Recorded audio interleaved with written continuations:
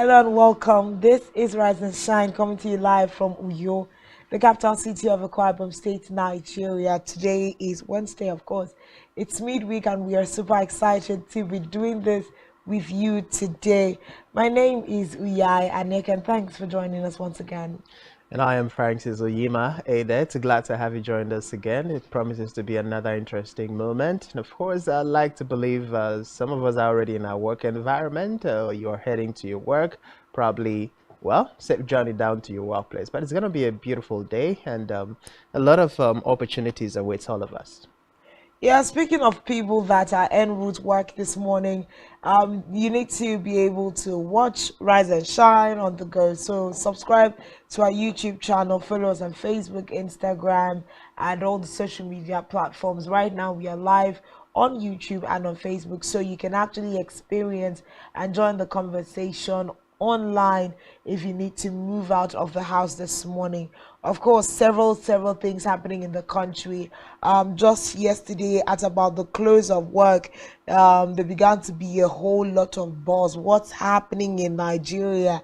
And we are hearing that petrol is selling at about 700 naira per liter now, almost across the country, at the same time at close of business day yesterday. And this is a major problem. We've had a lot of people, more Nigerians are coming under the weight of the, unexplainable, influx of high cost of living. People left their houses paying a certain amount of money yesterday but couldn't return paying the same amount, and this is something else. It's I don't know how to even start talking about this, but I would say the problem is still Nigeria. When Nigerians say our leaders are corrupt, we have a problem of corruption, we have a problem of people not being sincere when trusted with responsibilities and obligations. It comes down to the big question: are we as Nigerians even ready for the change that we are anticipating, for the change that we're clamoring for? And if we are, what are we doing individually and collectively to ensure that we get to that point? Now, yesterday morning, on my way to work, there's a filling station. I bought fuel at 500 and around 515 or 520 naira. And then in the afternoon, shortly after the announcement by the NNPCL of the price hike in fuel, I stopped by the same filling station by chance to refill. And guess what? The price had been increased. And then I asked the pump attendant, did you guys just restock the fuel today? She said no. And I asked the next question. So if you didn't just restock your fuel, how come the price have suddenly changed? He said because the price have changed. It's changing underground. So you stock your fuel a long time ago, and just because there is a price change, for those who have just brought in their fuel, you change your price. So who is the one? Who are the problems? We are the problems in Nigeria. We are the problems to ourselves. Until we get to a point where individuals, particularly each and every one of us into different businesses, get to understand that you can't change just to make profit at the detriment of the next person, we will not get to the change, to the desired Nigeria that we are driving for. I mean, imagine you stocking fuel like 2-3 weeks back, and just because there is a price difference today, you change yours. Is that crazy? If we have monitoring teams within our state, and then people who take this job seriously, and minders of systems who are careful for the people, we would have them go around these filling stations to make sure that nobody is selling old petrol at the new price, because part of the reasons, as explained by Ipman and even by the NNPC, as a reason for the hike in pump price is the fact that the differences in dollar price, different modalities that are now involved in the importation of fuel. That's why they're saying when these new commodities come in, you will be buying fuel at about this amount of naira, but it is just pressing for Nigerians at this time. But then we'll just rest with that, because that's a whole conversation we are going to come into, of course, taking reactions of Nigerians from all over the country this morning, as it's becoming pressing and biting. But a lot is happening between fuel subsidy removal and giving of palliatives. We are seeing a lot of reactions and counter reactions from individuals, civil society organizations, and now even the president of the Federal Republic. Of course, we see that President Bola Ahmed Tinubu has backtracked on the palliative distribution as a result of reviews now from citizens and from different stakeholders. Now on Tuesday, the president said his administration will review its earlier plan to distribute monthly cash grants of 8,000 naira to 12 million households for 6 months as part of efforts to assuage the hardship occasioned by fuel subsidy removal. Now, of course, this followed public criticism of the policy, with the organized labor saying it falls short of the level of intervention required to ease the pains of vulnerable Nigerians. Now, the president has directed that the 8,000 naira conditional cash transfer program envisaged to bring succor to most vulnerable households be reviewed immediately. This statement was signed by his special advisor on special duties, communications and strategy, Dele Alake. Of course, Alake said the new directive was in deference to the views expressed by Nigerians against the 8,000 naira palliative. Now, the Senate had on Thursday approved the request of the President Tinubu to borrow $800 million loan from the World Bank. Of course, we also saw that the 2022 Supplementary Appropriation Act was also amended to accommodate the provision for 500 billion naira for palliatives to mitigate the effect of petrol subsidy removal on poor Nigerians. Now, of course, these monies are said to be used for catering to the welfare of vulnerable and poor households in Nigeria under the National Safety Net program, while the sum of 8,000 naira will be transferred monthly to the bank accounts of 12 million poor and low-income households for 6 months. Now, the president is saying we have heard, the reactions and counter reactions of citizens and, even civil society organizations. NLC, TUC have been calling out the leadership of the country and saying 8,000 naira will not cut the cost. It is not effective. Even piggyback on the conversation that we had yesterday with architect Nyaitok, who said sending 13.5 billion naira to each state government is a waste of these resources. It's just going to get lost in the pipes. But if we find a way to re-navigate and invest these monies into different state governments, then we'll be achieving better for ourselves instead of just borrowing and wasting it. Well, it's been a lot of reactions from Nigerians. I recall just yesterday also reading from Dr. Debri, human capacity development analyst from Lagos State, who also toured the part of architect Njaituk and was offering possible ways through which the government can actually cushion the effect of the fuel subsidy removal on the part of Nigerians.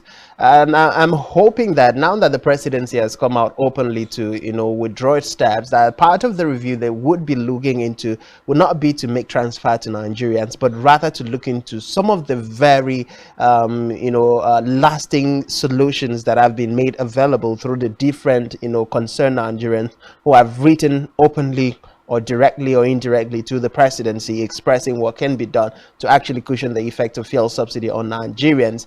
Now, if we get to the point that the presidency is able to collaborate with the state governments or the state governors, and then they're able to implement these different strategies, I like to believe that given the next 6 months, 1 year, 2 years, we would be able to look back as Nigerians and say, yes, for the first time, the palliative of the federal government did actually make sense, did actually touch life.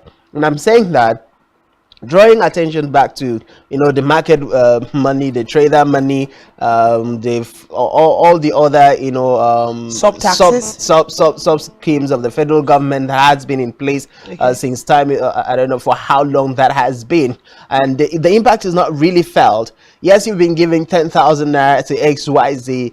What is the impact? How many of this people allegedly to have been collecting this money have had a significant change in their businesses?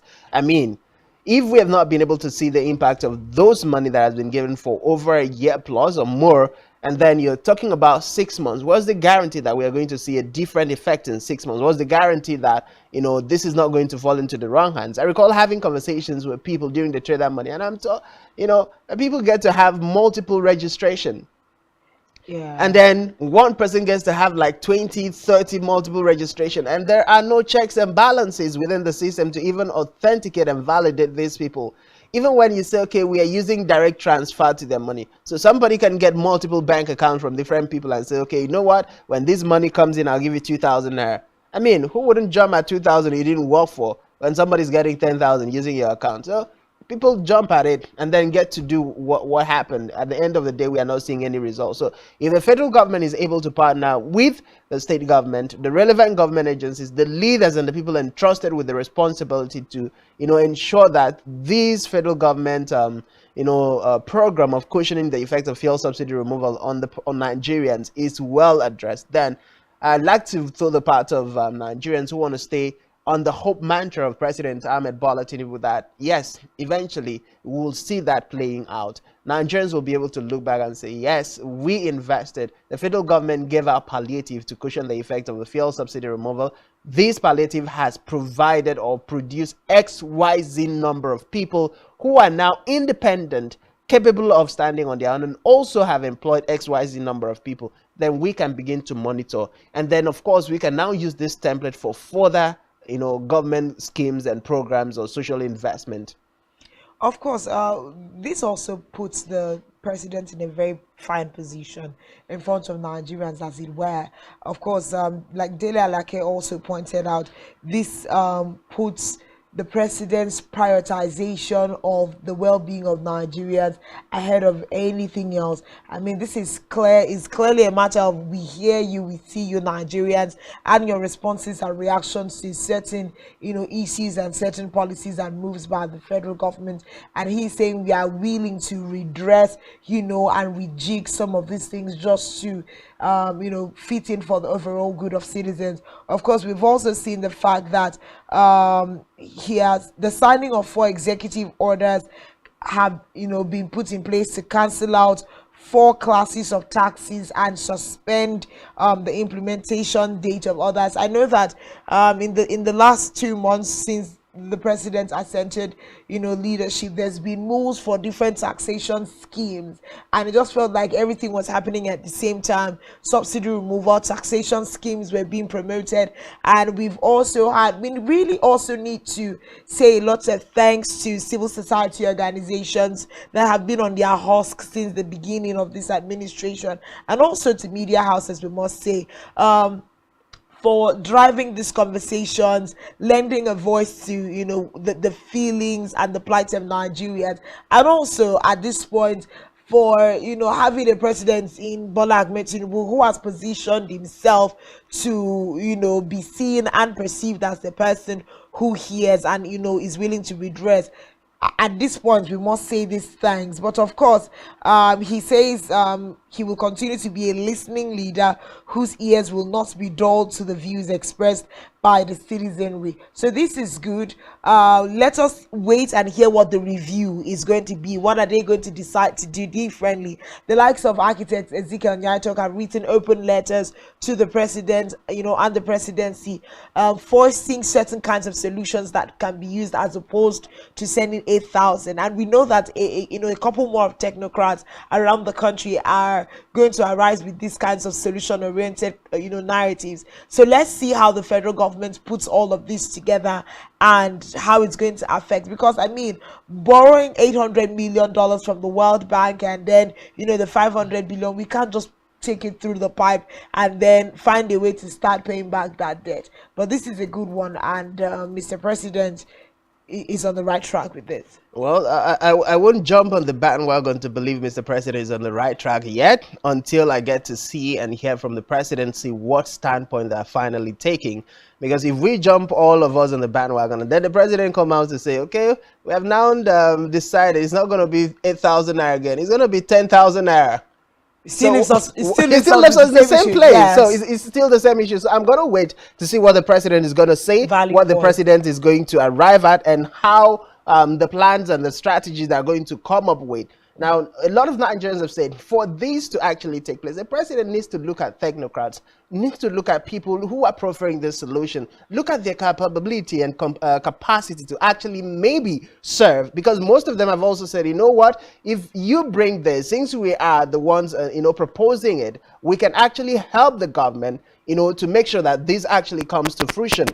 So it is left for the governor, it is left for the governors of the respective state, the President of the Federal Republic of Nigeria, to look at these proposals, to look at these open solutions that have been proffered by Nigerians, and see which of them is best suitable, which of them they want to adopt. And of course, bring some level of collaboration and partnership with these people to make sure that this works. If they don't want to work with the people who are writing out openly, who are providing this solution or proffering this solution, they can also work with people who understand these solutions that have been provided and can guide the Nigerian government, the state governments, through a step-by-step implementation of the process. Only then can we be able to achieve this. And when that is done, the result will definitely be seen. Well, okay. Keep fingers crossed. Like I always like to say, we can neither expect here nor there. But of course, a lot is also happening. Like we, bantered when we introduced the show. The fuel hike issue is a lot, at this point. As of yesterday, anger was, rising in Lagos State, in the FCT also, as petrol price hits between 568 per liter and 617. But word on the street as of last night also was the fact that even in Akwa Ibom State and some other parts, that fuel was selling at 700 naira per liter. Of course, this frustration and despondency is a situation everywhere, as Nigerians woke up to yet another steep increase in the price of premium motor spirit. Of course, we call that petrol. Now, from Lagos, Ogun, and Edo in the southwest and south to Niger, Borno, and Zamfara in the north, it was all tales of woes by motorists and commuters. While the price in Lagos shot up from 488 per litre at petrol stations owned by Nigerian National Petroleum Company Limited, to 568. It rose as high as 617 naira per liter in Abuja and another northern state from 540. Now, we've had Mele Kyari come out to blame market forces for the increase, while the Borno State chapter of the Independent Petroleum Marketers Association of Nigeria, IPMAN, expressed concern over the latest increments. Now, it noted that the living standards of the people would nosedive, especially with the government not providing the necessary palliatives to cushion the effect of subsidy removal. NECA, that's Nigerian Employers of Consultation Association, immediately reacted and said local refining of crude oil remained the only way out of Nigeria's plight with fuel issues. But a lot is happening now. Another reason that we have been given this morning is that the National Operations Controller of IPMAN, Mike Osati, said it is not about the NNPC Limited, it's about the market fundamentals. So we are looking at every marketer standing alone with its different cost element. So the low value of the naira is also impacting the market. Now, of course, naira is now more than 800 naira to a dollar, and this is why the market is responding this way. It has to spread because as operators, our price depends on our cost. So we are having different reasons why price of fuel has skyrocketed just within hours from yesterday's business day, and different factors have been called out by IPMAN and NNPC. Well, shortly after President Ahmed Bola Tinubu announced the removal of fuel subsidy, there were indications from the NNPC that Nigerians may buy fuel at 700 naira, Yes, up to yes. 700 naira. So it is not surprising for many Nigerians or for some Nigerians, but then it is coming way too fast, way too soon. But then again, you come down to the market values or the market indices, the market forces determining, the prices of the petroleum product. And of course, the argument that a refinery is actually being operational will solve the problem. There are two sides to that. One of the biggest challenges we've seen in Nigeria has been the fact that the so-called Consumer Protection Council of Nigeria is not working, is absolutely ineffective as far as Nigerians would say.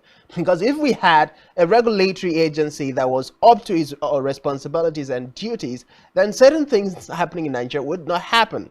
If you're talking about market values determining the prices of commodities, determining the price of petroleum product, okay, do all the marketers import from different countries?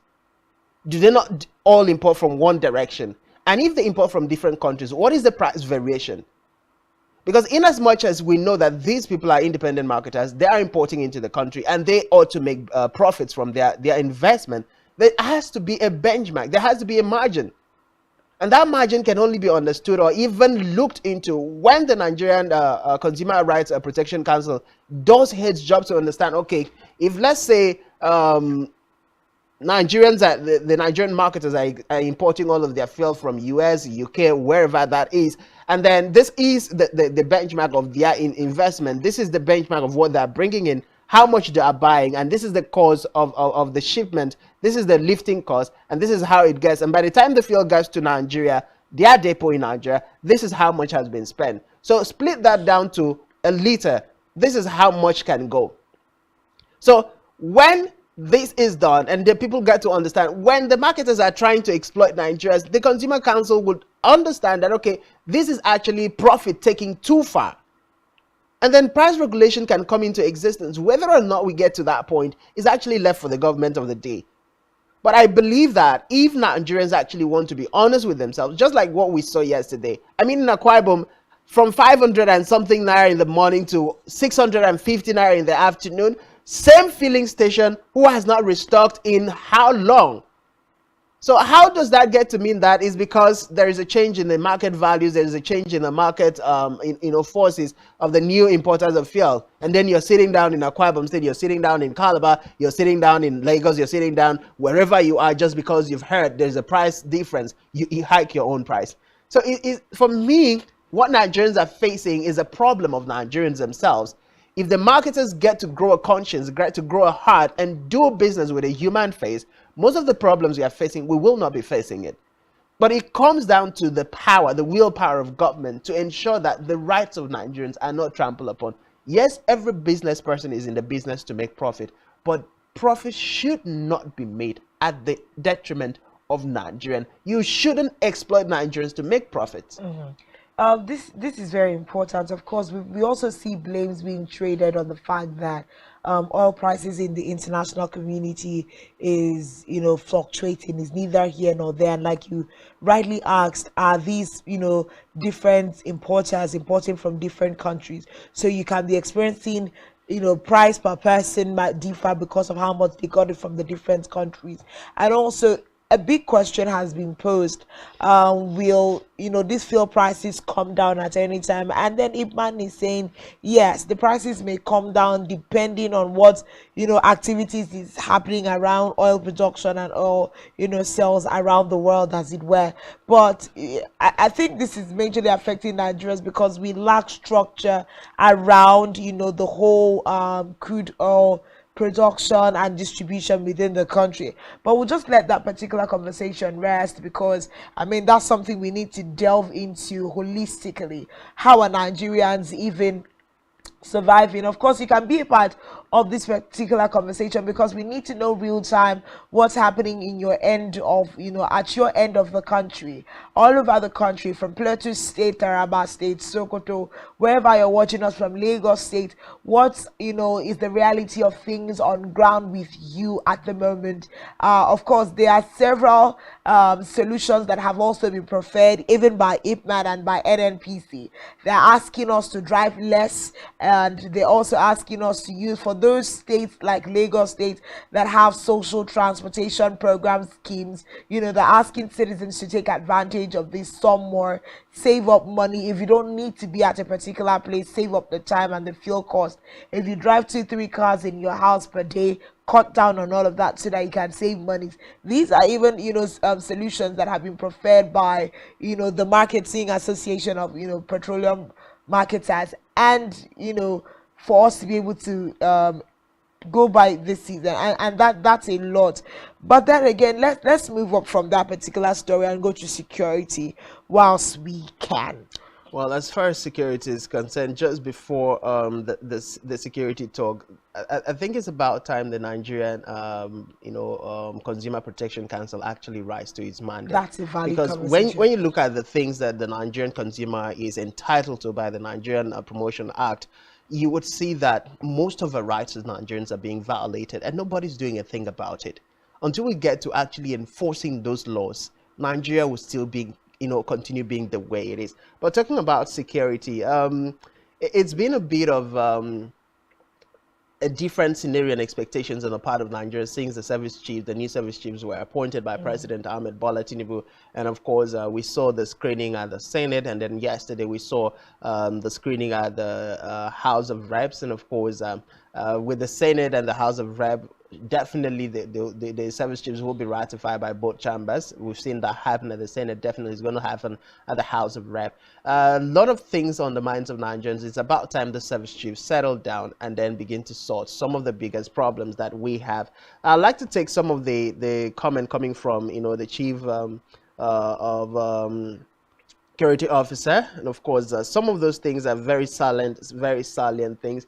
The very first would definitely be the question of leadership, where he's mentioned that under his administration, he said, I recognize the significance of leading the thousands of devoted and distinguished servicemen and women to provide a secure and peaceful environment for Nigerian people to freely engage in their legitimate enterprise in line with the constitutional mandate of the armed forces of Nigeria, in line with constitutional mandate of the armed forces of Nigeria. And of course, most of the question that has been said borders on the leadership of the armed forces. Over time, we've talked about the fact that within the ranks and file of the military, within the ranks and file of the Nigerian armed forces, we've definitely been seeing a lot of things going wrong. And what are those things going wrong? It goes down to the question of leadership.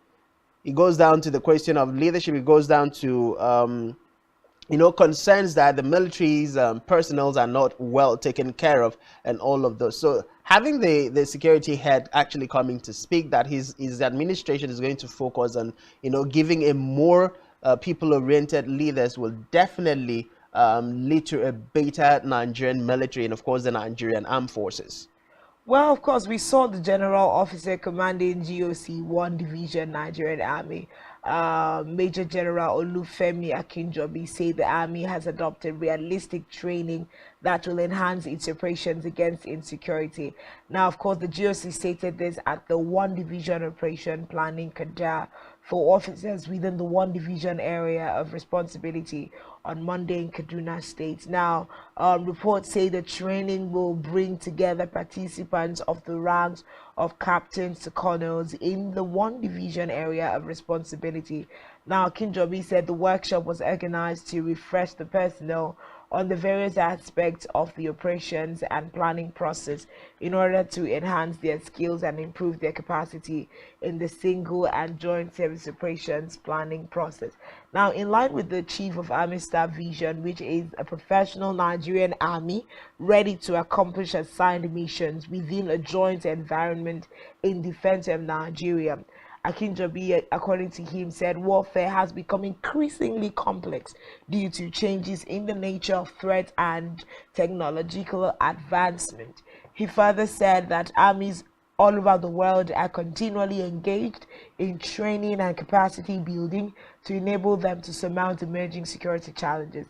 Now, the NA equally recognizes these challenges and changes and therefore seeks to develop capacity through realistic training that will enhance its operations.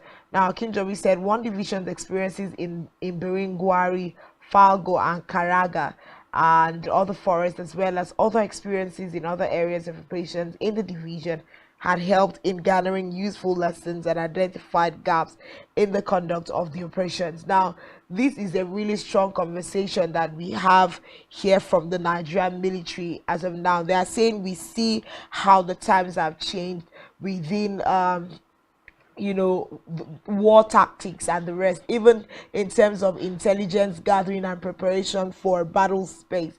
There's logistics and operational planning, amongst others, are things they need to review. Now, even when we are talking about the fact that warfare has been taken off just land, sea, and air, we're also seeing the fact that cyber crime is becoming a big thing, and we are seeing that nations are putting down infrastructure and voting out monies to fight war in the cyberspace.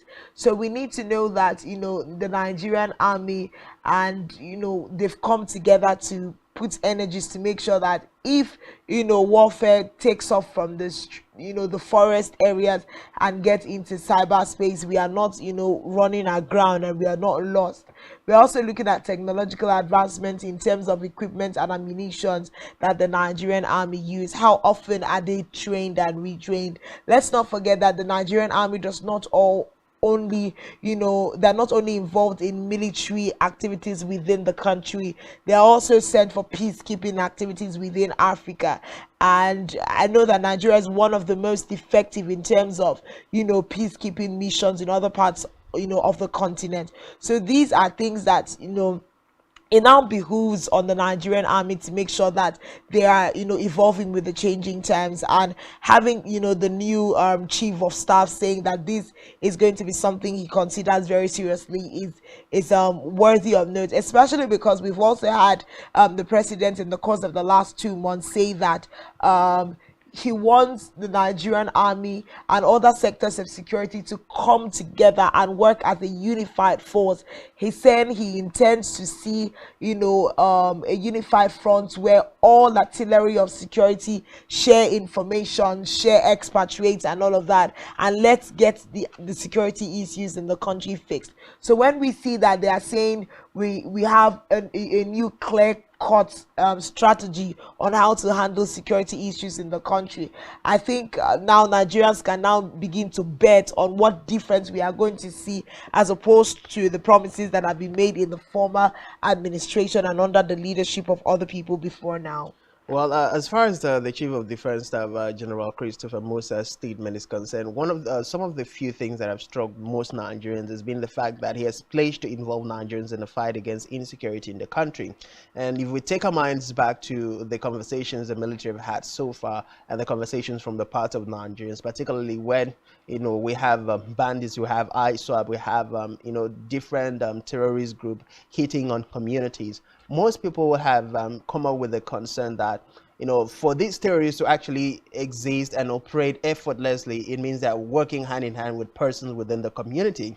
So when the military now comes out to say we are going to get the people involved, it gives a different ray of hope. That means the same way the terrorists are working with some individuals, the Nigerian army would be working with individuals within the community. And this would make it a lot more efficient, because part of the reasons most persons have said some persons would align with terrorists is because of fear of being killed. But when you now understand that the military are also within the ranks and files of the community, or the military also has its personnel, interfacing with people within the community without you necessarily noticing, it gives the people a new ray of hope. It gives the people a new opportunity to actually be able to come forward with information to the Nigerian security personnel, which of course will significantly lead to addressing the problem of insecurity. Another thing that he has mentioned is the fact that, like he rightly stated, collaboration. Over time, we've seen the Nigerian security agencies seemingly working on their own. We've had situations where, one or two, armed forces, clash together. This one says, this is my jurisdiction, and the other says, this is my jurisdiction. And sometimes Nigerians don't even know what to expect of what force. Exactly. Yeah. So when we now have collaboration and everybody understands that the focus is the security of lives and properties of Nigerians, the focus is to ensure that Nigeria is safe for everybody. The focus is not to seek which agency is going to take the glory and which agency is not going to take the glory. And then we know that regardless of which agency actually, carries out the operation, the glory comes to everybody. At the end of the day, Nigerians will say the armed forces have done a great job, whether it's the military, the army, the air force, the navy.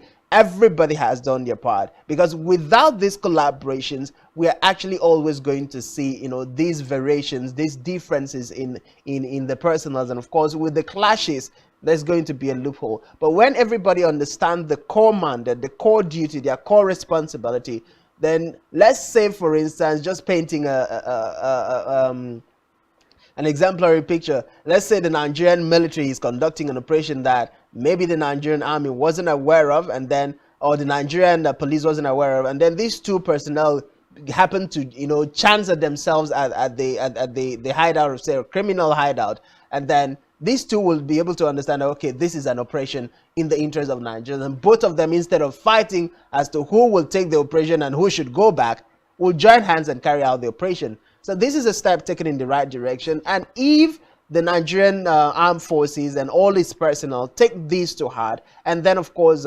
align with the thoughts of their leader, then we definitely will see a lot new developments coming up from the Nigerian armed forces. We definitely will see a drop in the crime rate in Nigeria. Definitely will see a lot of the non-state actors being pushed back and probably completely wiped out on the surface of Nigeria, so we can have the peace and security that we all desire. It's worth everything that we know for this one. Of course, there's more detail on this strategy, and then we can just look into it and make sure, when we keep having these conversations, we are brushing off on, our expectations from the Nigerian army, as it were. And these new service chiefs, they have just, been, what's the word now? They have been screened, and then the expectations for them to hit the ground running is now high. So let's see how everybody begins to interpret words into concrete actions in the country as of now. But that's where we'll let the stories to rest. Mary Joseph is on standby to bring us news brief, and when we return, there's a lot more conversations happening and things we need to look at here in Akwa Ibom. The governor, Pastor Moino, has cried foul. He says politicians are distracting him with their incessant visit to the State House. And of course, there are certain other focus conversations we'll be having this morning, so do stay with us.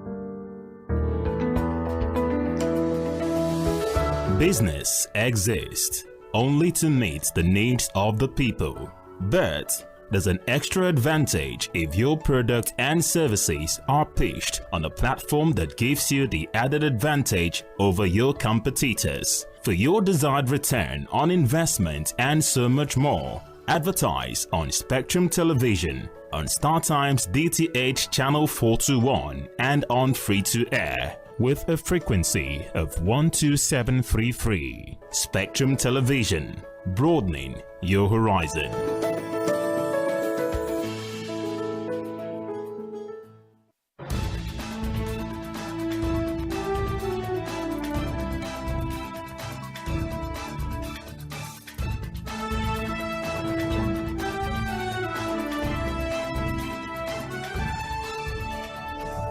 Spectrum TV, broadening your horizon.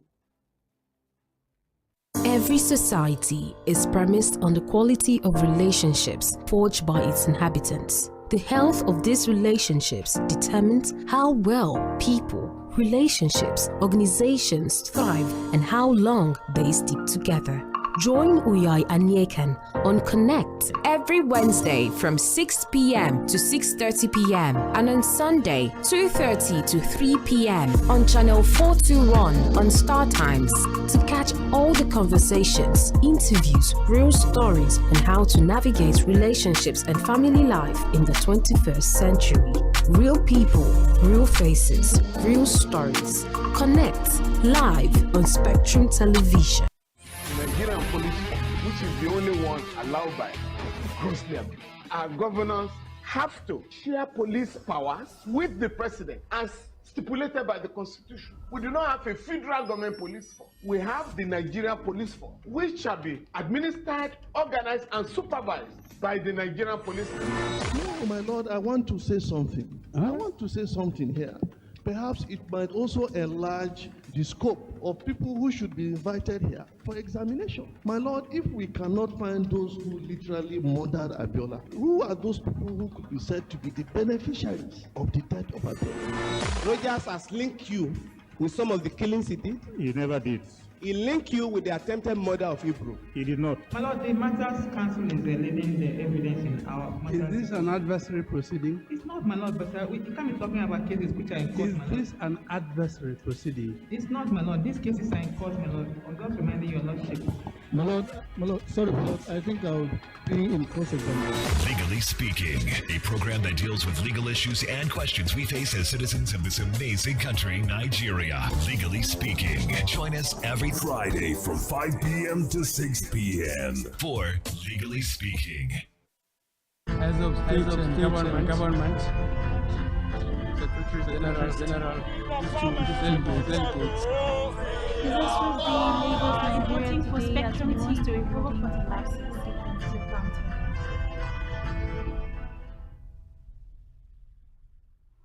A very good morning to you and welcome to your morning news brief on Spectrum. Live from Uyo, I am Mary Joseph. We begin the news brief with President Bola Tinubu, who has said his administration will review its earlier plan to distribute monthly cash grants of 8,000 naira to 12 million households for 6 months as part of efforts to assuage the hardship occasioned by fuel subsidy removal. A statement signed by Tinubu's Special Advisor on Special Duties, Communications and Strategy, Dele Alake, said this followed public criticisms of the policy, with the organized labor saying it falls short on the level of intervention required to ease the pains of vulnerable Nigerians. Away from that, President Bola Tinubu has said the economic community of West African states is fully equipped to combat terrorism and other forms of insecurity in the region. He also said the bloc face no challenge raising funds of the same purpose. Speaking about ECOWAS financial strategy for its anti-corruption and security campaigns, Tinubu, who also serves as chairman of the regional bloc, said ECOWAS have complete confidence in its financial planning and engineering capabilities to secure the necessary resources to tackle terrorism and insecurity. Meanwhile, the Nigeria Labour Congress, Trade Union Congress, and many other citizens have criticized President Bola Tinubu-led federal government for being so tough on citizens by allowing the continued hike in petrol in the price of petrol. Reports say the NNPCL and the Nigerian Midstream and Downstream Petroleum Regulatory Authority, both federal government entities, explained that market forces caused the hike in petrol price since the commodity had been fully deregulated. Nigerians expressed frustrations over the continued sharp increase in the cost of the product. Heading straight now to the foreign scene, statistics in Canada shows that the Consumer Price Index (CPI) rose by 2.8% in June, down from 3.4% in May, as the rate spiked a year ago in June 2022 to 8.1%. Agencies said while declaration was fairly broad-based, another based year effects in gasoline prices led to slowdown in the CPI. And finally, in sports, Super Falcons defender Glory Ogbonna, who will be appearing at her first Women's World Cup in Australia and New Zealand, tells Tatana Eyijina about the positive vibe in their Brisbane camp and the zeal to make their compatriots back home proud when they play Canada in their opening clash Friday. Glory noted that the vibe here in the camp in Brisbane is very positive, adding that the team is positive of a good result. We'll have details of this and more in our news at 12. I am Mary Joseph. Let's head back to Rise and Shine, where we have Francis and Oyai on standby. Do have a wonderful morning.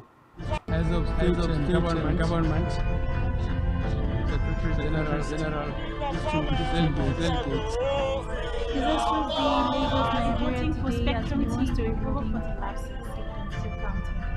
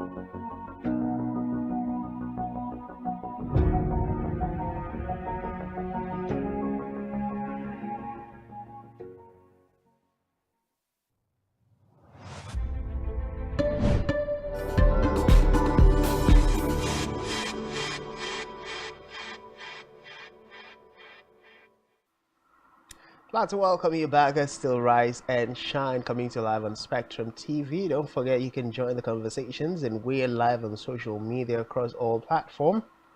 Streaming currently on YouTube. You can just find our socials at spectrumtv.ng and leave us a comment on what you are currently experiencing. I mean, for those in Lagos State, the problem is how to get to work.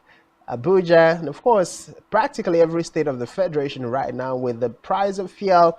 I saw a comment yesterday on social media says, fuel now for vehicles is just to drop the children at school and then return back to the house. Every other thing, you use your legacy's Benz. I don't know how true that is, but I definitely know Nigerians are seeing a lot, and we hope that you're doing fine regardless of what is happening in the country.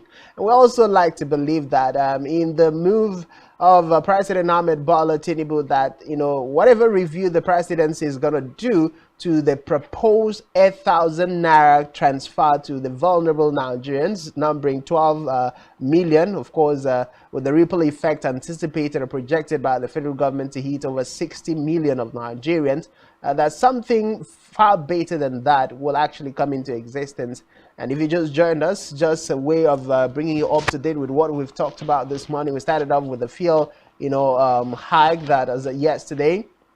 Nigerians woke up to yet another increment in the pump price as said by NNPCL. I mean, from 500 plus to 600 plus, and some states actually are buying almost a 700 naira per liter. And then we're also putting these to the minds of petroleum marketers. I mean, we don't see the need. It's actually out of context. It's morally wrong, regardless, for you to have stock your product, and then of course just because there's a hike just yesterday you happen to increase that.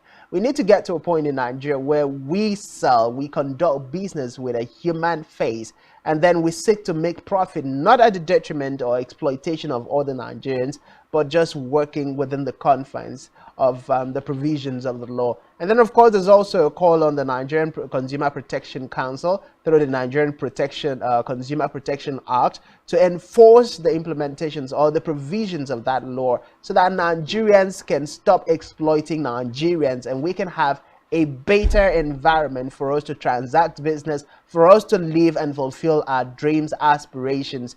And of course, we also talked about, the security apparatus where the chief of, defense staff, Christopher Musa, has spoken about the fact that his leadership is going to bring all the personnel along. There's going to be a collaboration between all the sister agencies in the fight against insecurity. Is also going to bring in Nigerians in the fight against insecurity. This therefore means there's going to be a sharing of information. Nigerians are going to be empowered, emboldened to be able to reach out to the members of the armed forces with relevant information to help fish out criminal elements and non-state actors disturbing the peace and stability of the country. All of this we've talked about. So if you missed, feel free to connect us on social at spectrumtv.ng and you will definitely get to be part of the conversation. Of course, we're still here together. At this point, to move us straight to Daily Spotlight, where we bring you information from the front pages of the national dailies.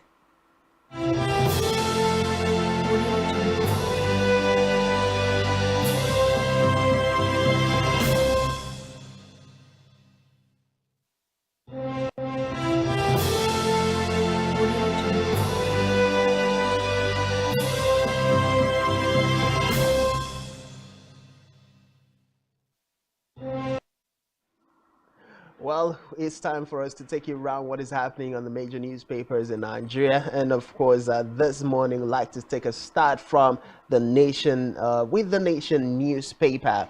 Now, and of course, on the front page of the Nation newspaper, we kickstart with the kicker. And of course, the kicker on the Nation newspaper says, Tinubu orders release of grants to 50 million farmers. Orders. That's the kicker. So the right on the other hand says President directs review of 8,000 cash transfer to poor households. That is on the front page of the Nation newspaper, and of course you can find that on page 4 of the Nation newspaper. Another very strong headline: Senate House to probe NNPCL, NDDC, others. Many allegations in focus. That's still on page 4 of the Nation newspaper. CBN axes 2,698 BDCs. Heat wave threatens lives in US, Europe. NPA targets 500 billion naira revenue. Those are on page 7, page 5, and page 8 respectively on the front page of the Nation newspaper. We also have market forces driving price of petrol, says Kyari. That's on page 5 of the Nation newspaper. And of course, right under that says NNPCL, price of petrol will grow up and down as prevailing situations dictates. Those are the major newspaper headlines you find on the front page of the Nation this morning. Moving on from the Nation, let's look at the Punch newspaper this morning. Punch says NLC TUC lambast Tinubu as fuel hit 630 naira per litre, Sean negotiation.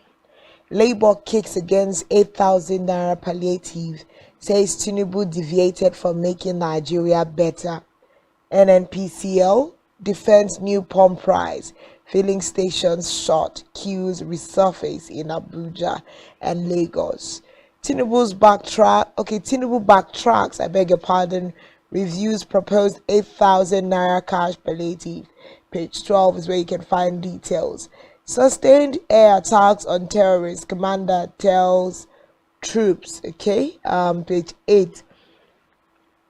North Central Southwest ex-governors may replace Adamu Omishore.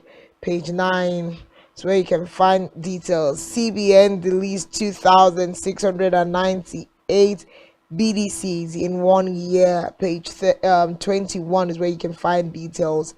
Military threatening to demolish 5,000 houses. Ogun communities tell assembly. Page 10 is where we can find details. Troops kill 2 IPOP fighters, arrest 5 in Delta. Good news.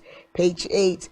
But this is a bit troubling. Military threatening to demolish 5,000 houses in Ogun State.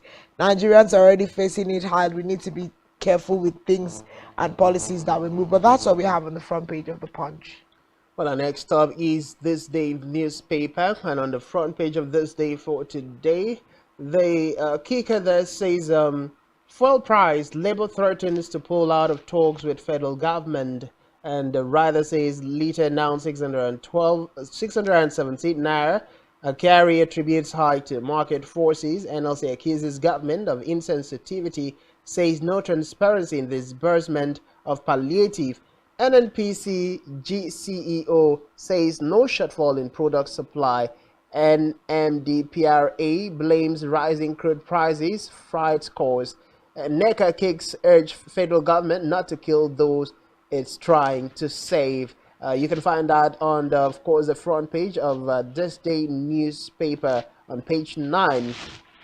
Federal character house to probe MDA's appointment from 2015 to 2023. That's still on page 9 of This Day newspaper. Another major story is that the kicker says subsidy. Tinubu directs immediate review of 8,000 naira cash transfer. And the writer says orders unveiling of entire palliative package to Nigerians. That's on the page number 10 of This Day's newspaper. Another news you find there, illegal ex parte order. Court orders EcoBank to pay Honeywell 72 billion naira. That is still on page 10 of These Days newspapers. And those are the major headlines on This Day newspaper for this morning.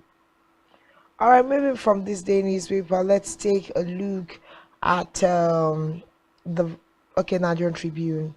Nigerian Tribune this morning, big story on Nigerian Tribune says Nigerians agonize.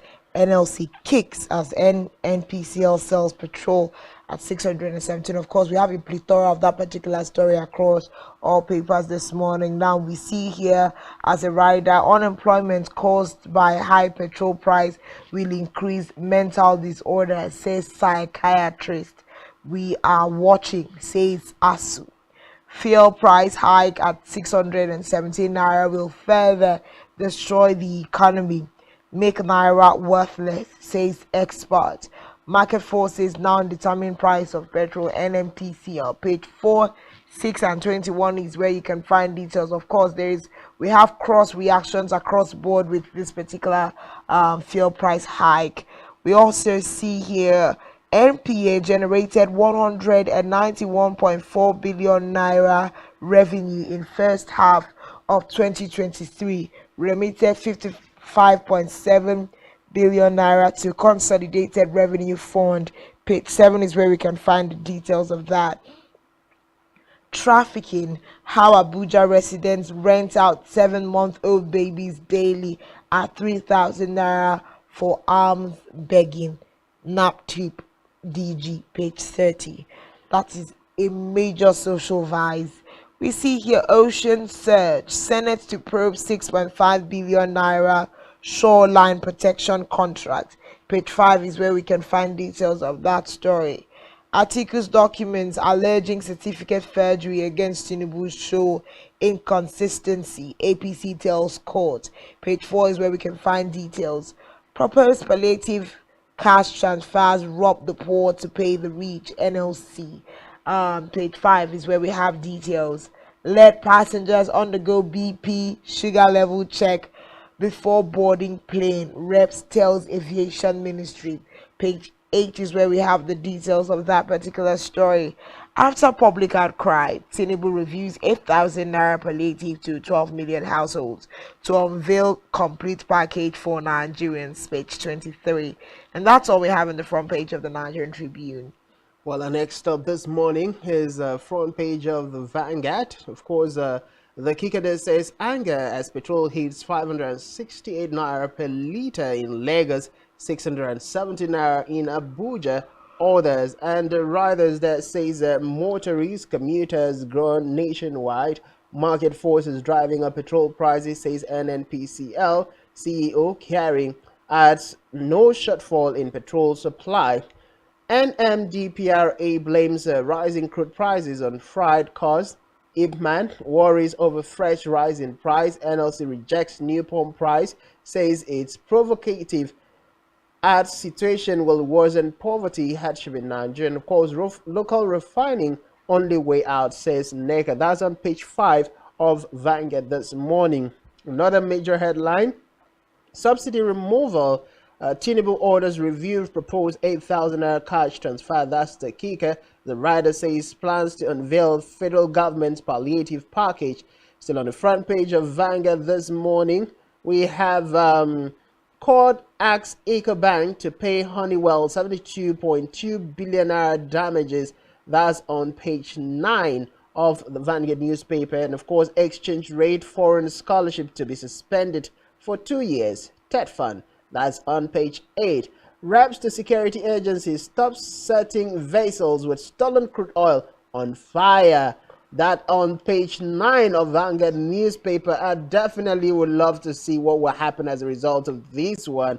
And of course, before we let go of newspaper headlines this morning, anthrax. Stop eating meat from sick animals. NCDC warns Nigerians. And this one is another challenge. Will Nigerians listen? Will Nigerians stop eating pomo and every other thing that the NCDC has told us not to eat? That is a major concern. But those are all the top major stories we have on the front page of Vanguard newspaper. Well, if you're asking Nigerians not to eat pomo, it's a major issue, because we're also looking at the fact that the economy is really tight and a lot of people can afford basic things. Food prices have gone up and people can't even afford to put protein in their food, because I mean, before people were able to use 500 naira and get a few pieces of meat. Now if you don't hold your 1,000 by your side, you know, you're not even going to be able to. So there's a lot of things mitigating how much Nigerians can survive at the time, and it's just a great pity that we are also seeing anthrax also coming for the lives of Nigerians at this time, literally, because anthrax, you know, affects livestock, and once you know come in contact with any animal or any farm produce that has been infested, that's how, you know, the transfer comes to humans, and that's a major problem at this time. But nonetheless, we need to take the warnings very seriously. Yesterday we heard that over how many thousands of vaccines were sent to, I think it's Niger State now, where anthrax has been, cited, and livestock are going to be vaccinated. So we need to be careful. We don't even know if it bows when the meat is cooked. So we just need to be careful. And then for some time now, the federal government has been trying to get Nigerians to stop eating hides. Which is more, of course, but we don't know how realistic that is, and it's something that is part of our delicacy back here in the country, but we need to be careful because of the disease spread. But there is something that you read out on the front page of the Vanguard newspaper that just got me upset and all emotional at the same time. How is it that we are complaining that we have theft of crude oil in Nigeria amounting to billions of naira, and then you find stolen vessels heading out of the country with crude being packed, and the most intelligent thing you thought to have done as an organization is to set those vessels ablaze? How does that even economically make sense to anybody at this time in this country? Well, I wouldn't want to say a lot on this, but just bring back to the consciousness of Nigerians what His Excellency Peter Obi did say that trended during the electioneering period.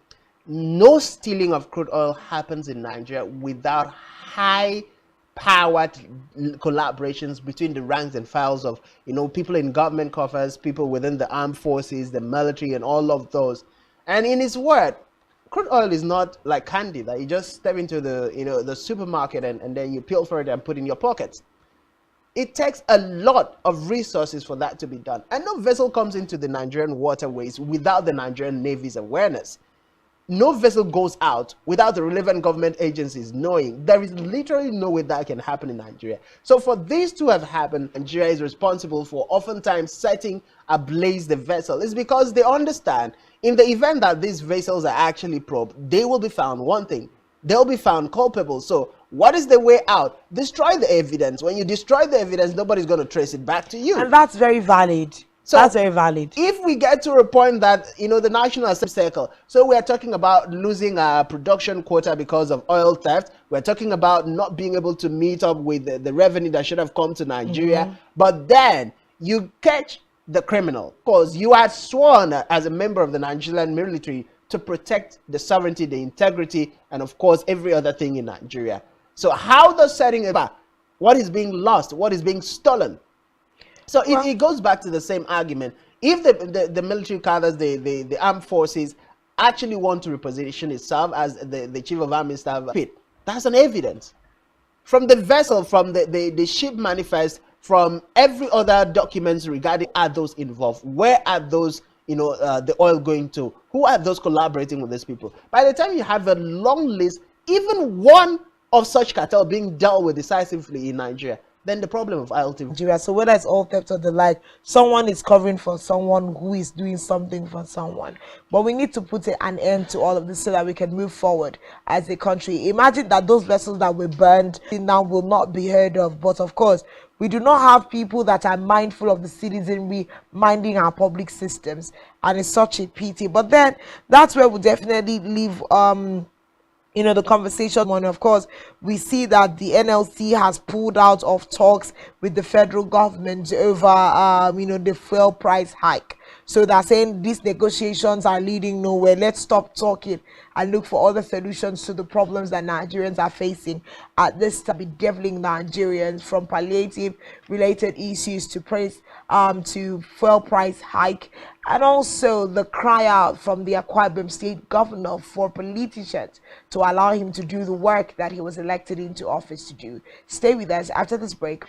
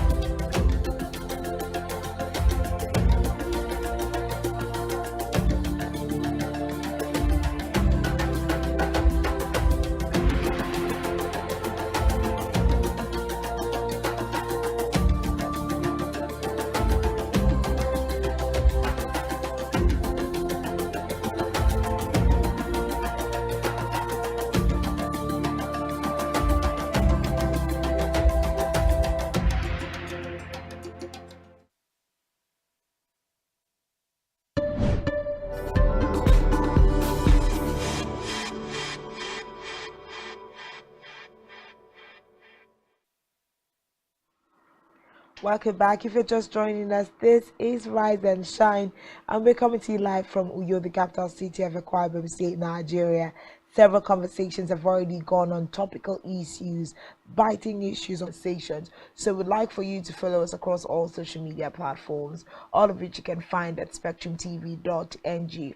Also, real-time conversation, feedback as to our programming, at Rise and Shine, the conversations we have. You can head on to Spectrum T online on Twitter for us to have that particular conversation. But of course, we're going to be narrowing in our conversation on certain things. Let's hear how we can, voice some solutions for Nigerians at this time. Joining me this morning to look into the federal government versus Nigerians with issues of fuel price hike, and also, of course, the reneging of the President Bola Ahmed Tinubu on the 8,000 naira palliative move is citizen Matthew O'Connor, who is the president and founder of Open Forum. He's here joining us this morning live on set to talk Nigeria. Good morning, citizen. Good to have you on the show. Thank you so much. Good to be here. Good to have you. This is a good one-on-one. So I'm going to be right in your face, and you're going to be right in my own face. Right. Yes. Talking Nigeria. Yesterday, by the close of business day, for people who had gone to work on your way back to your homes, you must have heard that fuel prices had shot up from between 480 naira and 550, so about 700 naira per liter. And just getting a shockwave of that particular information, what were your immediate thoughts? Because all over social media, I'm seeing all kinds of responses. People are asking which way Nigeria, where exactly are we headed, what's really our expectation. Remember that President Bola Ahmed Tinubu has told us to suffer a little while and also have hope in the country, but how much longer can Nigerians continue to take this? Well, when I saw the news yesterday, I thought it was fake news. Oh yeah. Yes, okay. I was in the office. I thought it was fake news, and I was waiting for the normal refutal, which I actually expected, but it turned out that it wasn't forthcoming. So I was also monitoring.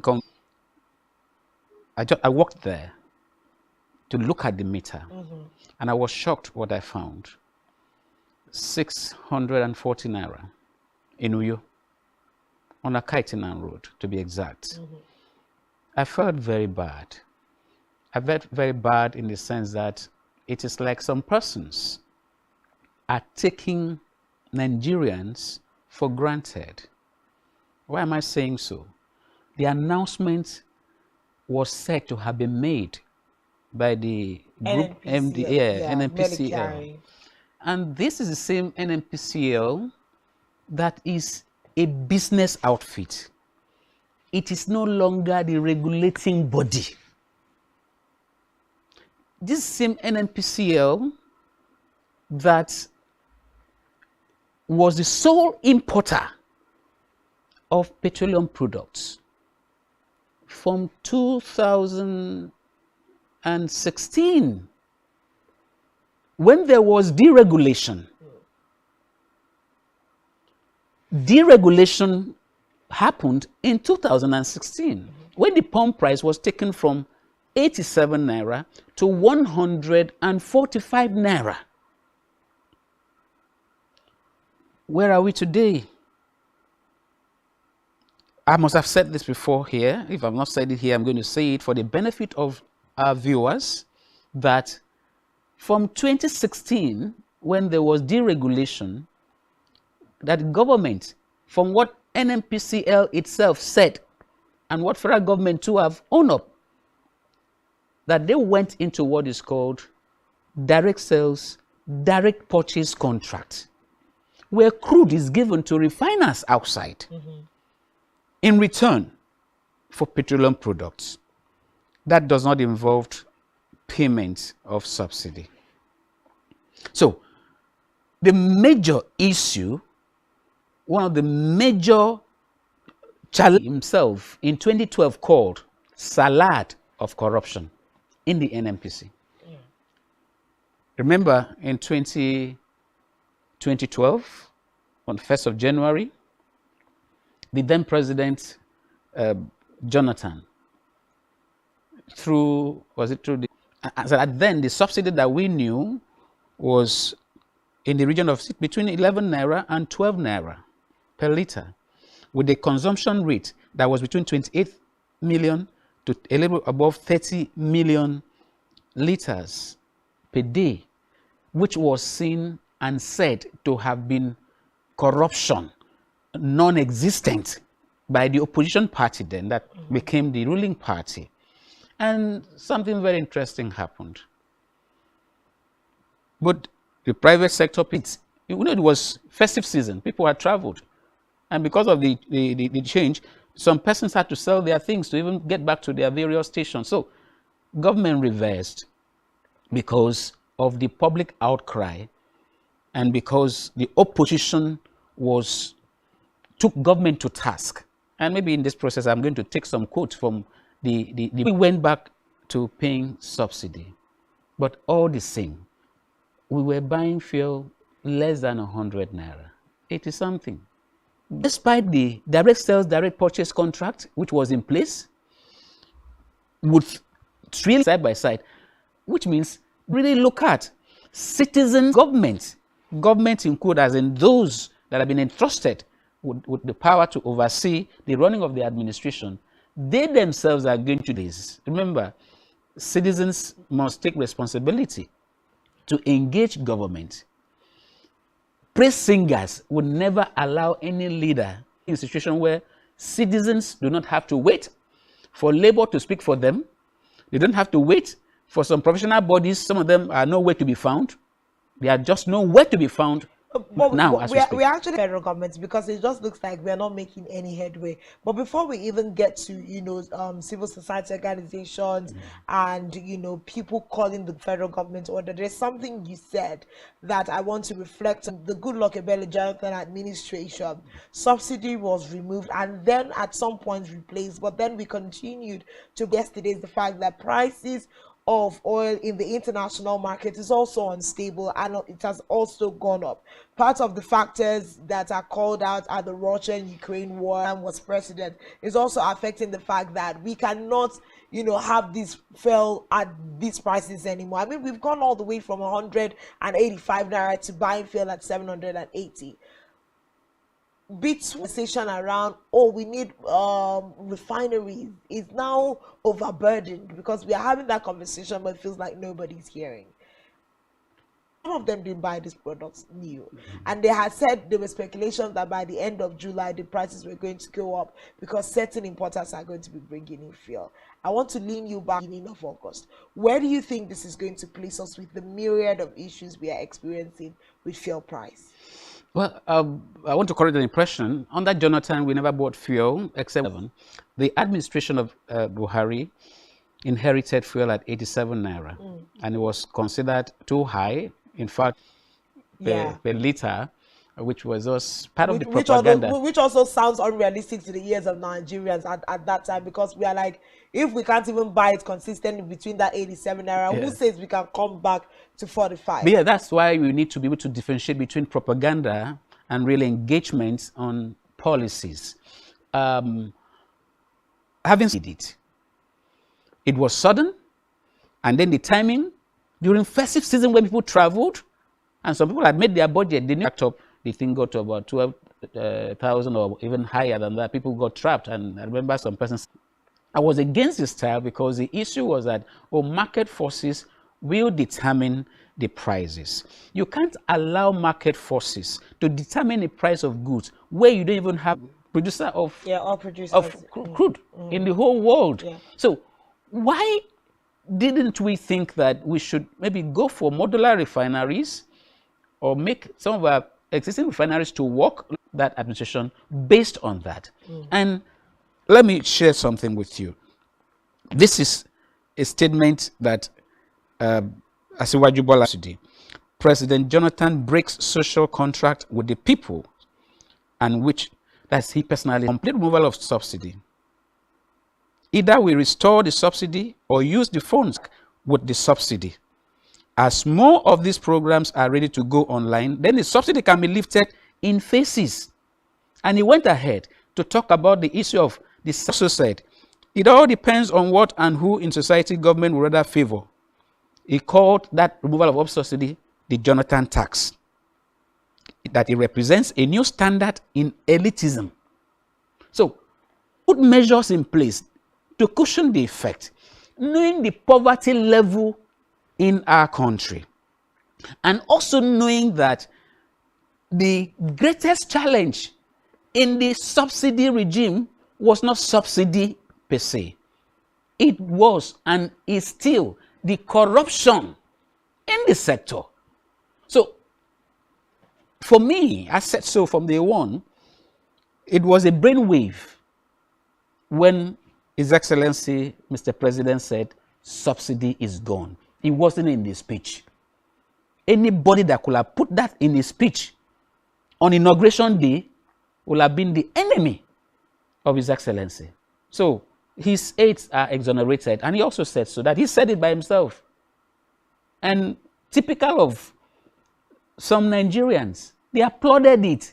What do you applaud? You cannot make a policy statement without a policy framework.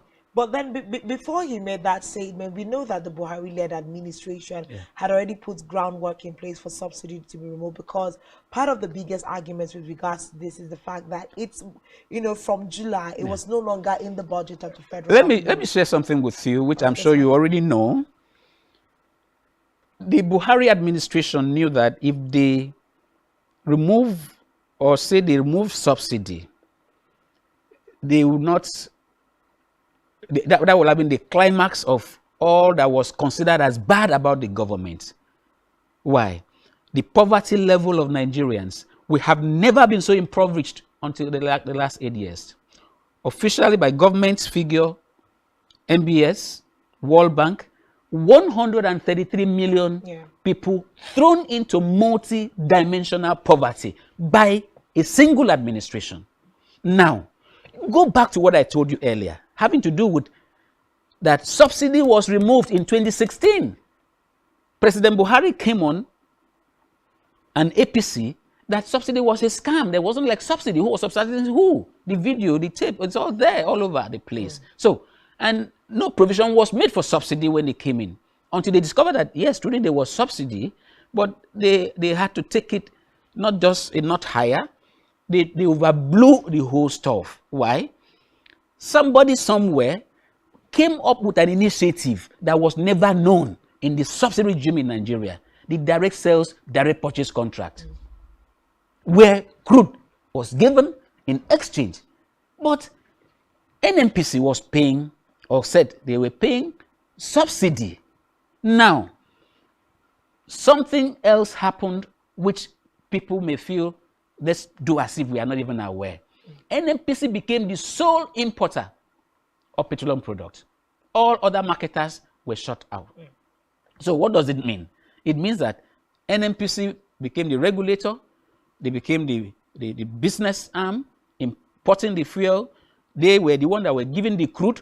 They're the one that signed the direct sales, direct purchase contract. And they are the one that are taking the money for the so-called subsidy. So, and within the last 12 years or thereabout, I understand between 13 or 18 billion or a trillion or $1 billion had been used for turnaround maintenance of our refineries. Okay. But I'm coming to the Dangote stuff because that's very important. So, the Buhari administration calculated that if the direct sales, direct purchase contract is to be stopped, and then they also have to end what they called subsidy, which has run into trillions, the Dangote refinery was going to produce 640 something liters per day, which would have been enough even for export. And the timing was that it was going to start production about March. But that refinery was commissioned the week or so the president was leaving. Yeah. And from what we have heard, that refinery was commissioned at 80% level of completion. And they told us there that it will begin production in July. Yeah. But we are hearing, it's yet to be refuted, that we may not have production from that refinery until maybe January or much later than taking us a couple of months further. But yeah. So what does that mean? It now means that somebody must have been playing with our intelligence along the line. Now that NNPC, that is a business outlet, says other independent marketers are now to bring in the product, they themselves, they don't want to be involved again. What is really going on? And now these people are now bringing the product, and the price is set that is going to be determined by market forces with another policy action that was taken by Mr. President on that same day of inauguration, the single exchange rate. Two decisions were taken, economic decisions, that the government do not even have control over. The single exchange rate. It would have been a good idea, but to take that single exchange rate where the dollar, no more parallel market, and then subsidy is gone, subsidy that did not even exist from what they have made us to know, and then the people that should pay the price for the corruption in that sector, some of them are still there, including the heads. They are still there in that sector. So it's something that citizens must rise up and engage the government constructively, because at the rate we are going, you may wake up someday and fuel is 1,000 naira per liter. Speaking about citizens rising to, respond to the issues at hand, we are having different labor groups come out, to air their views. The TUC, the NLC, several people are just saying we are also just observing to see. But then again, do not forget that Nigerians always know how to abandon our base, because it feels like we keep having these conversations, but there are no changes. Something I want us to talk about is NNPCL and the fact that they were meant to be the regulatory arm of the downstream and upstream sector of oil and gas in the country. But currently, they are not playing that function, because we're also looking at, for instance, if at all Dangote refinery is going to be able to churn out petroleum products by the end of this month and beginning of next month, will the NNPC be able to, at least to a reasonable extent, regularize how much this commodity is going to be going, and will it be able to take us back and slash the amount of money that we are currently buying petroleum products? Because the problem is, now that petrol has gone up, every other thing in the country goes up simultaneously, and 8,000 naira palliative. Already, the NLC has called out the president. Serap has called out the president. This is unrealistic. It cannot cover any grounds. So, talk about NNPC, the fact that their regulatory activities, responsibility now is defunct. I appreciate the approach of Mr. President when he came up. He made some very bold decisions, like the service chiefs, like the CBN governor, the EFCC chairman, who were, so they are under suspension. They have not been sacked yet. They are under suspension and under investigation. And one sector that we had expected there was going to be overhaul should have been the NNPC. But unfortunately, that has not happened. And whatsoever fraud, whatsoever calamity has befallen Nigerians is coming from that very office. So what is really going on is what we should ask. And how do we stem the tide? Like I've said, the greatest challenge we have as a people is that politicians take advantage of the simplicity or the ignorance among citizens to have their way. And secondly, we've not been able to have, since APC became the ruling government, the ruling party. In fact, at the point, they even play the role of both the ruling party and the opposition party, because they complain about themselves more than even how the opposition does. Don't you think that that's a strategy for them to keep themselves afloat? No, it's not. It's not. When you know that we have virtually no more political parties in Nigeria, we just have people come together to have a vehicle to drive to government, and once they get there, anything happens. We don't have political parties here, sincerely, just like democracy, we're not practicing democracy, we are practicing civil rule, and until we're able to define things clearly, until we're able to tell truth to power, we will never make headway. So, NNPC is one major problem for this country.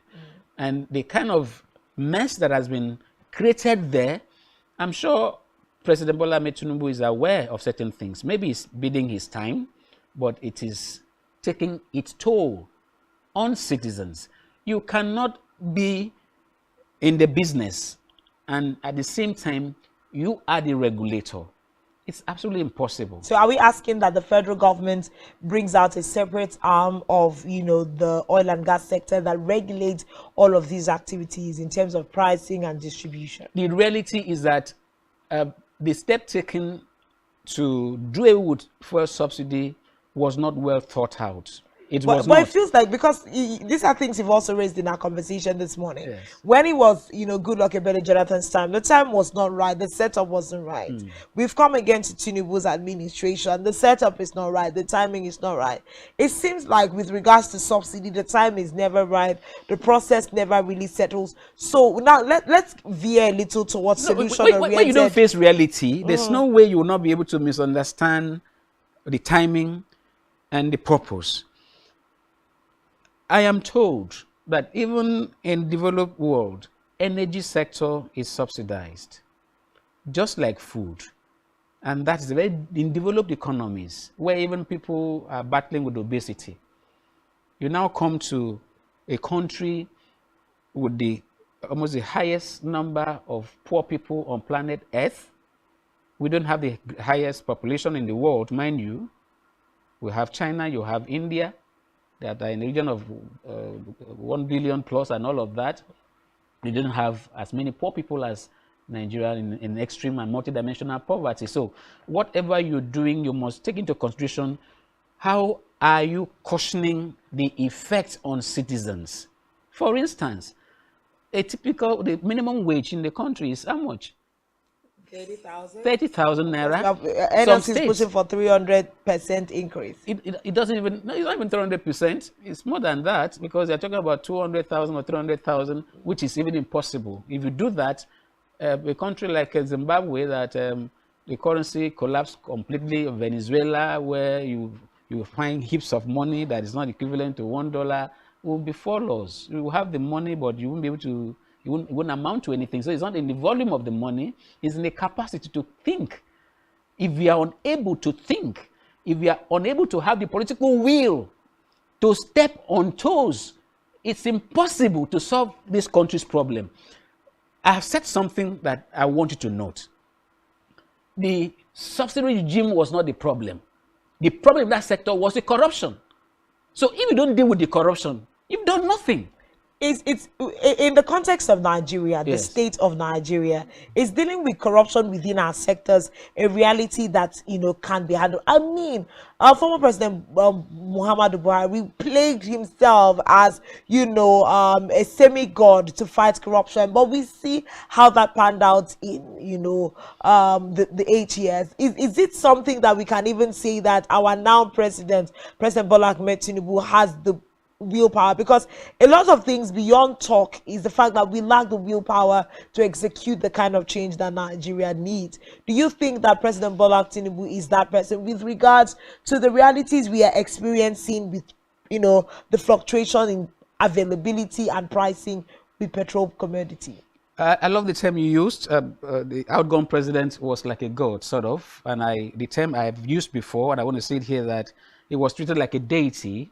And some people used him to do a number of things, and which citizens were conscious, and they are talking about it, and we feel it on ourselves that what happened during that period must never happen again to us as a people.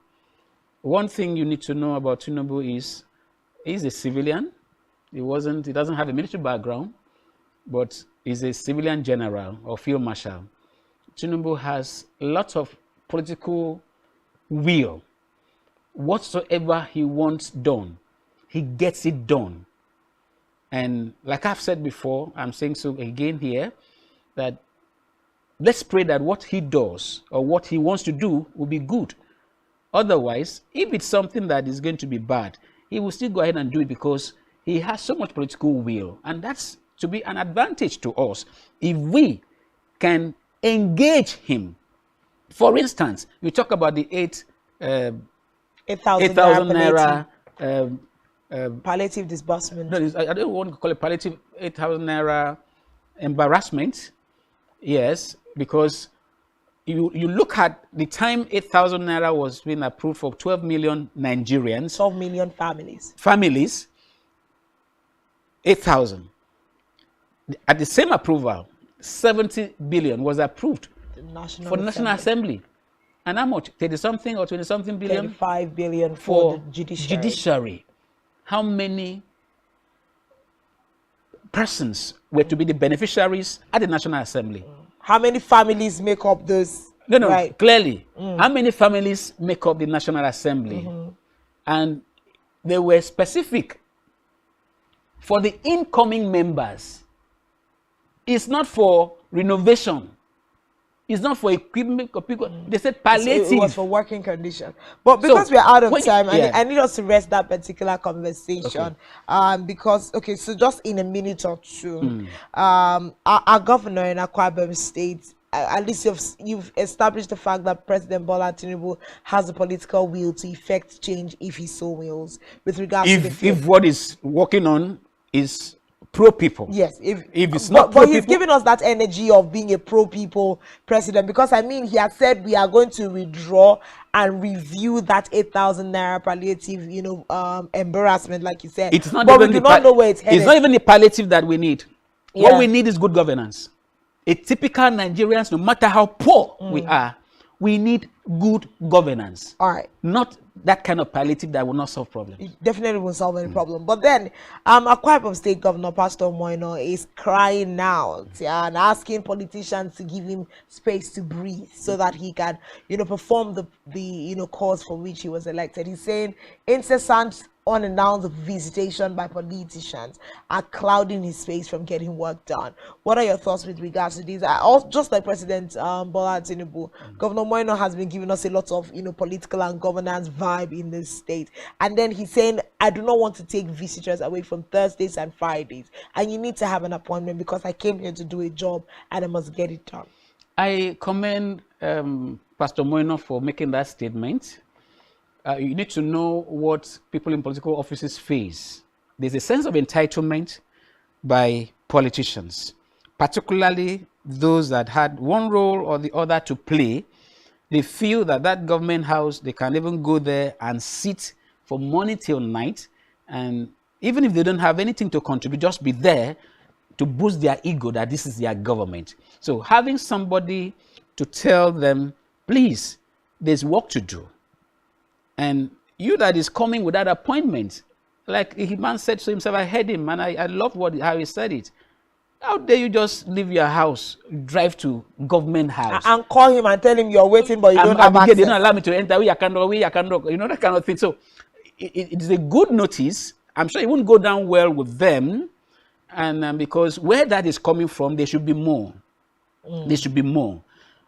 A number of persons have been living off government as an entitlement. From being commissioners, some people are going to be commissioners for the next 13, 15 or 20 years, because once you're a commissioner, there's nothing higher that you can go. You have to remain a commissioner. Very bad sense of entitlement. And even went further. Are you aware that boards were dissolved? But we had some board chairmen or even members still working after the boards were officially dissolved. Some of them were even holding meetings. 3 days, 4 days, 5 days, and they're even sending memos like the governor said by himself. There's something fundamentally wrong. There is a mind reorientation that must be intentionally embarked upon, not just for the big men. Some of these young persons that do propaganda work, they cannot survive outside hyping a government, even when they are wrong. So I commend Pastor Moino. I expect more of this if we are to reset Akwa Ibom State. The way we are, the level of sycophancy and hypocrisy has gotten to the point that if you see somebody you have rated so high, you'll be shocked that that person is not worth more than what you may call miscreant somewhere. Resetting the mindsets of Akwa Ibom is something that particular speech by the governor has garnered for us.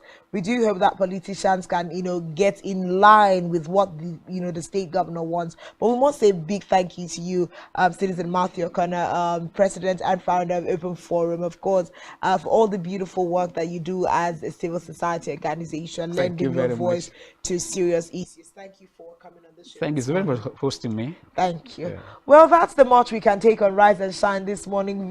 Very, very serious conversations. Of course, Nigeria is headed to a new place of hope as promised by the President of the Federal Republic. And also our governor here in Akwa Ibom State is saying Akwa Ibom is not going to continue to do business and politics as usual. He's calling for new activities and a paradigm shift in the mental structuring of our state. But that's the much we can take, and a big thank you to you who's been a part of Rise and Shine, and to the production crew and everyone who's made this a success. My name is Uyai Anek, and thanks for being a part of Rise and Shine and for choosing Spectrum Television. Let's do this again tomorrow.